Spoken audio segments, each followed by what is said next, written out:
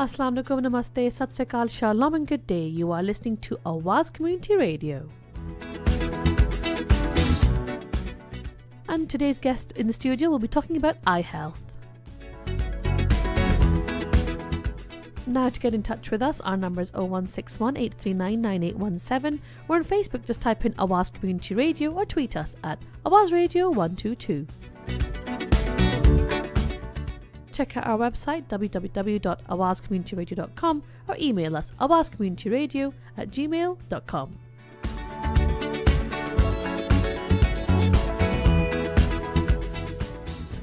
Thank you for listening to Awaz Community Radio. Your host for today is Saira, and my guest today is Helen. Hi, Helen. Hi, Saira. Thank you so much for coming in. No, thank you. Now, as I said to our listeners, we're talking about eye health today. Can you tell our listeners a bit more about yourself? I work for Action for Blind People, which is a charity. It's part of the Royal National Institute of the Blind Group, and Action for Blind People provides practical and emotional advice and support across the UK to people who are blind or partially sighted and their friends and family.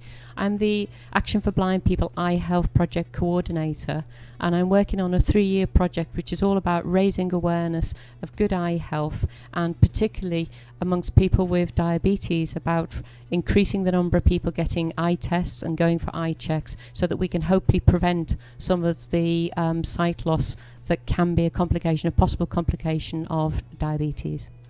So you're focusing on diabetes and how it can affect eye health. And can you just explain a little bit about diabetes to some of our listeners? Okay, the two main types of diabetes: type 1 diabetes, where the body doesn't produce any of the hormone insulin, and that's usually in younger people, children, or people under 30. And without the hormone insulin, it makes it very difficult for the body to use to regulate the energy and for the body to sort of function properly after you've eaten. Type 2 diabetes is the most common form of diabetes, and that usually occurs in people over the age of 40. And that's where, although people may still be producing insulin, they're either not producing enough insulin, or the insulin that they're producing isn't working properly. So it's a bit like with type 1 diabetes. You go to your car, you're trying to unlock the car, and you can't. There's basically no way that the key can't unlock because there isn't the key. But with type 2 diabetes, either you're struggling, the lock's maybe not working properly, or when you put the the key into the car door, it's just jiggling. You have to get it to work better. And type 2 diabetes is particularly common amongst people from South Asian and African Caribbean communities, who are 3 to 5 times more likely to develop type 2 diabetes, and also to develop it younger than in the white population.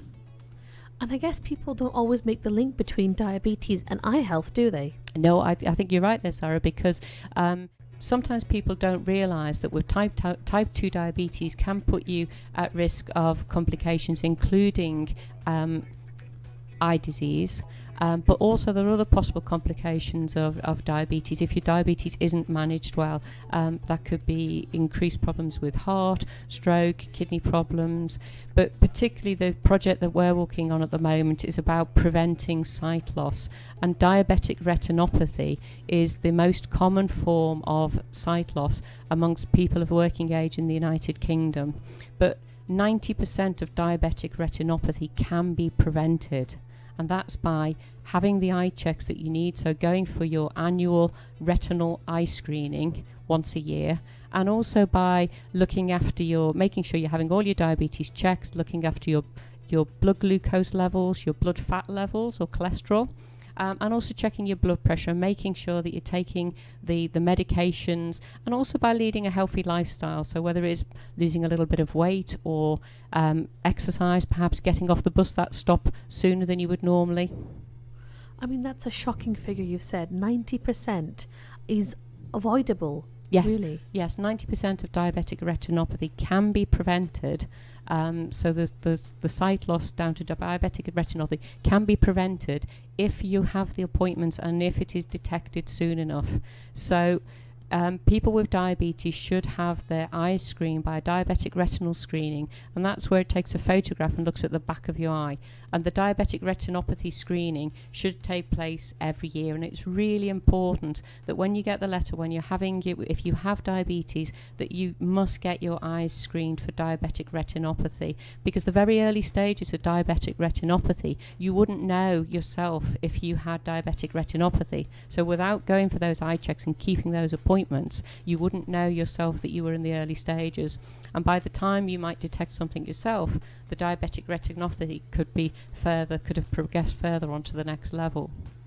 And I believe you're also trying to recruit volunteers as part of the project. We certainly are. We're looking to recruit eye health volunteers, because a lot of this project is about raising awareness and getting messages out in the community so people are aware that there's a lot they can do to help themselves, to look after their eyes.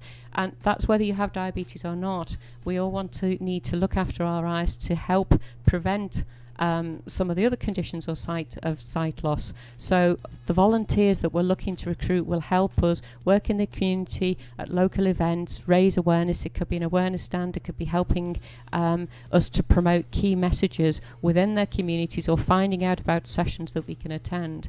And as well as diabetic retinopathy, we also want to ensure that people are looking after their eyes by having their normal eye test, and that's going for your eye test every 2 years usually at the optician. Because diabetic retinopathy screening is only for people with diabetes, and it will pick up diabetic retinopathy. So Saira, if an eye test at an optician can pick up and detect different possible forms of sight loss. So for instance, glaucoma or cataracts, you need to have, everybody should be having their eyes tested every 2 years, unless there are medical reasons why you're, at least every 2 years, why you're having a more common eye test. And it's really important that if you have diabetes, that you have the two tests, because both tests are looking for different and will pick up different eye problems. Some people, for instance, may have sight loss problems at the moment because perhaps they haven't been to an optician's for many years, and it could just be something as simple that they need to wear glasses, or that their prescription for their glasses has changed. Right. And you're looking for volunteers, of course, so it's trying to get people talking, isn't it? People aren't talking about attending these appointments. Yeah. Why are people not attending appointments? I think sometimes sometimes people may have had a bad experience perhaps years ago and have been put off, and I think things have moved on and things have changed so much for the better, and I would encourage anybody, don't think, oh, I haven't been for 5 years, they're going to, if I go to the optician's going to say, oh, and complain. It's great that you can actually do something about it, and it's never too late. So I would say, even if you think, I think we all sometimes think that we've been more recently than we have, and it's only when we sit down and think, well, actually maybe. So don't wait till next week.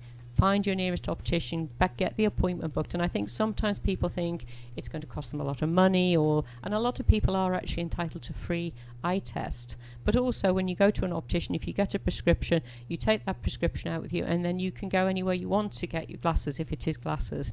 And I think also sometimes there is a feeling that, well, it's going to happen to me anyway, perhaps, or there may be a feeling of I'm getting older and it's inevitable, and it's not inevitable part of aging. So there are some forms of sight loss which can be prevented. As I said before, 50% of sight loss can be prevented. So this project is really about getting people to talk about eye care, and also getting people to think about what you can do, what things can I do to help myself. And actually, if you smoke, for instance, giving up smoking can be one of the best things to do to help look after your eyes. There really is, I think, difficulty in sometimes in reaching out to many different cultures living in Manchester, in Britain, because in some countries it's not the norm to be attending regular medical appointments, whether it be the dentist or be the doctor.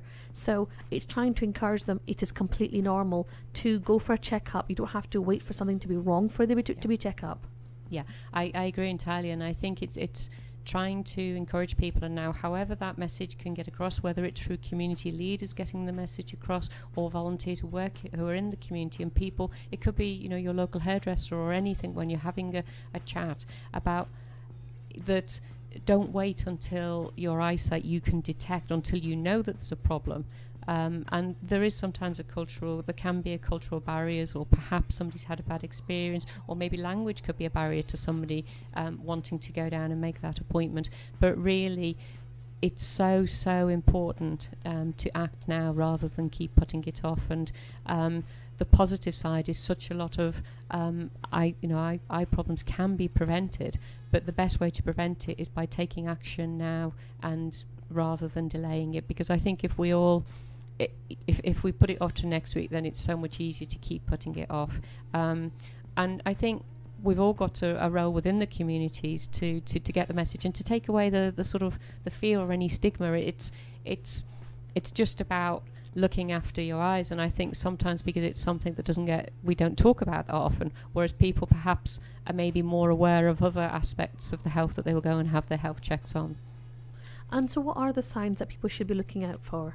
So if you have diabetes, well, in type 1 diabetes, so the type of diabetes that children and young people get, diabetes usually comes on very, very fast. So children will be drinking excessively, going to the toilet a lot, extreme tiredness, blurred vision.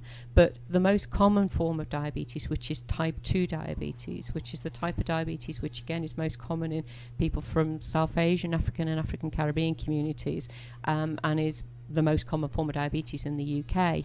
That tends to come on people after the age of 40. Increasingly are younger in South Asian communities and African Caribbean communities, and because it's associated with more as we're getting older, sometimes people put some of the symptoms down, or may not get all of the symptoms, and they may put it down to, I'm just really tired at work and getting older, I'm doing a lot. But the symptoms still are going to the toilet a lot, extreme tiredness, could be blurred vision, weight loss, but not you may or may not get all of the symptoms. So tiredness, drinking a lot, or it might just be that you're just putting it down to being just very tired at work. But there are other things that there are some things with type 2 diabetes that will increase your risk and you won't be able to control. Some factors you can control with type 2, like lifestyle, losing weight if you're overweight, healthy diet, taking more exercise. But other things that would make you more at risk are, for instance, if you have got a immediate family member, so your mum or dad, for instance, has type 2 diabetes, or if you are of a community, South Asian community or African Caribbean community, because that makes you more at risk of developing type 2 diabetes. So those factors you can't control, but knowing what to look out for, or also that you could be more at risk, means that if you think that you're some of the symptoms, or if you're not sure, then it is a very simple test to go down and ask your GP to get a very simple test to test for type 2 diabetes. So Helen, there'll be listeners out there wondering how they can get in touch with you for more information, or perhaps they would like to help volunteer. How can they contact you? Right, you can contact me at our Manchester office, which is based in Eccles. The telephone number is 0161 787 9252. So that's 0161 787 9252. So you can contact me either of those ways if you'd like to know anything at all about the project, if you'd like to volunteer and find out more about becoming an eye health volunteer, or also if you're a GP practice or would be interested in becoming one of our eye health champions, then please do get in touch. Equally, if you'd like to find out more at all about the services and the information that Action for Blind People provide, because we provide information on employment, welfare rights, housing, information on living independently for people with sight loss. So please, again, contact the Manchester team now if you'd like to find out more about the services that we offer and how we can help. Thank you so much to Helen from Action for Blind People. It's been so interesting listening to what you have to say about, there are ways to prevent sight loss. Let's try prevention rather than cure. Absolutely, and thank you, Saira. It's been a really lovely opportunity to come in and meet you, and thank you for this opportunity. You're welcome. Okay. Thank you too. You've been listening to Awaz Community Radio with Saira. If you would like to get in touch with us, our number is 0161 839 9817. Catch us on Facebook, just type in Awaz Community Radio, or tweet us at Awaz Radio 122.